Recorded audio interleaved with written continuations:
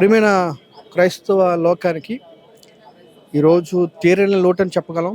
ప్రియమైన దైవజనుడు ప్రగడాల్ గారి మరణం క్రైస్తవ లోకానికి తీరని లోటు. మరి మీడియా సమక్షంగా మరొకసారి కుటుంబానికి తీవ్రమైన సానుభూతిని ప్రగాఢ సంతాపాన్ని ప్రకటిస్తున్నాను. ఒక క్రైస్తవ జ్ఞాని అని చెప్పొచ్చు, మేధావి అని చెప్పొచ్చు. చాలా ప్రేమ కలిగిన వ్యక్తి. ఆయనకి ఎటువంటి మనస్పర్ధలు కుటుంబంలో కానీ సమాజంతో కానీ ఎవరికి లేవు. చాలా ప్రేమను పంచిపెట్టే వ్యక్తి. అయితే డెమోక్రటిక్ కంట్రీలో ప్రజాస్వామిక దేశంలో ఉంటున్న మనము ఒక బొకేలో అమర్చబడిన పూల వంటి వాళ్ళం. మనం అన్ని రకాల పువ్వులు కలిస్తే ఒక బొకే తయారవుతుంది కదా. సో మన ప్రజాస్వామిక దేశంలో ఒక బొకేలో ఉన్నటువంటి పూలు లాంటి మనలను కొంతమంది మతాన్ని పెంచి పోషించి విద్వేషాన్ని పెంచే మతోన్మాదులు ఇలాగ చిచ్చులు పెట్టి సత్యాన్ని ప్రేమతో ప్రకటిస్తున్న వారి మీద దాడులు చేసి ఈ విధంగా హింసించడం లేకపోతే హత్య చేయించడం చాలా దురదృష్టకరం. ప్రజాస్వామిక దేశం అని చెప్పుకోవడానికే చాలా సిగ్గుపడతా ఉన్నాం. ఏదేమైనా క్రైస్తవం మీద ద్వేషం పెంచుకోవద్దు. ఎందుకంటే క్రీస్తు తన ప్రేమతోనే ప్రపంచాన్ని జయించాడు. యేసుక్రీస్తు ఏ ఆయుధాన్ని పట్టుకోవాలి. ఆయన జన్మించినంత కాలము, భూమి మీద నివసించినంత కాలము ఏ ఆయుధం లేదు. ఆయనకున్న ఆయుధం ఒకటి ప్రేమ. ప్రాణం పెట్టిన ప్రేమ, మనుషులందరి పాపం కొరకు ప్రాణం పెట్టిన ప్రేమ. అదే ప్రేమను క్రైస్తవులు పంచుతూ ఉన్నారు ప్రేమతో. రాజ్యం గురించి హక్కును బట్టి మీడియాలో కానీ లేకపోతే వేదికల మీద కానీ రోడ్డు మీదకి వచ్చి అదే ప్రేమ స్వాతను ప్రకటిస్తున్నాం. కానీ కొంతమంది నచ్చని వాళ్ళు స్టేషన్లో కంప్లైంట్ చేయాలి. కానీ మన రాజ్యాంగ హక్కులకి విరోధంగా రాజ్యాంగం ఇచ్చిన హక్కుల్ని భంగం కలిగిస్తూ చట్టాన్ని వాళ్ళ చేతిలో తీసుకుని వాళ్ళకున్న కోపాన్ని ఇలాగ మనుషుల మీద దాడి చేయడం, ఇలాగ హత్య చేయడం చాలా దురదృష్టకరము. ఇదేమాత్రం కూడా మరి గర్హనీయం కాదు.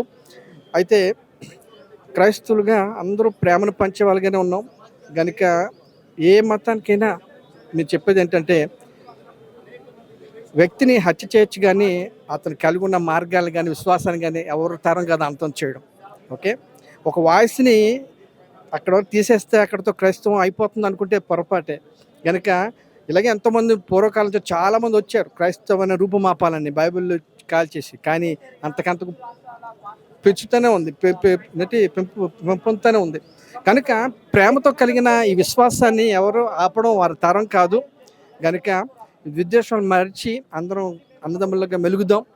అయితే మరి ఈ విషయం ఎంతైనా మరి చాలా బాధాకరము క్రైస్తవ లోకానికి.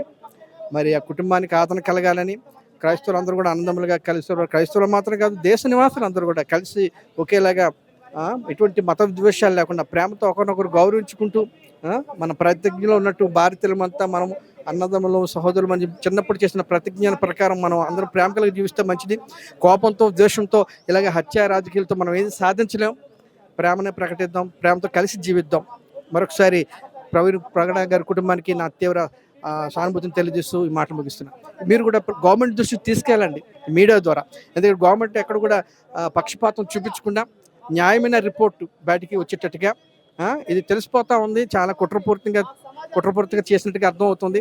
కనుక చక్కని రిపోర్టు ప్రభుత్వం కూడా స్పందించి నిష్పక్షపాతంగా దీన్ని మరి హ్యాండిల్ చేయాల్సిందిగా ఉంది. మీ వాయిస్ తరపున వాళ్ళకు కూడా గవర్నమెంట్ వాళ్ళు కూడా తెలియచేయమని కోరుతున్నాం. మీకు కూడా మాకు వందనాలు. ప్రైజ్.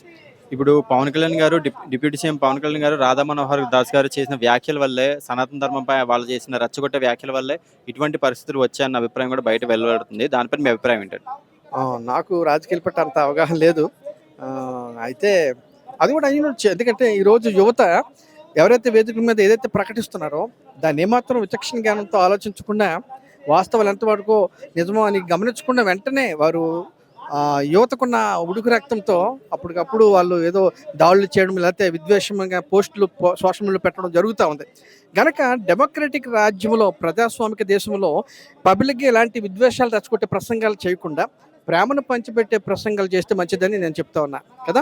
ఇప్పుడు ఎందుకంటే యువత మంచిదో చెడేదో విచక్షణ తెలుసుకోకుండా ఇలాంటి ఒక సెలబ్రిటీసో లేకపోతే పొలిటికల్ వాళ్ళు ఎవరు మాట్లాడుతుంటే ఆ మాటలు పట్టుకుని వెంటనే రియాక్ట్ అవుతూ ఉన్నారు. అది ఎంత మాత్రం కూడా మంచిది కాదు.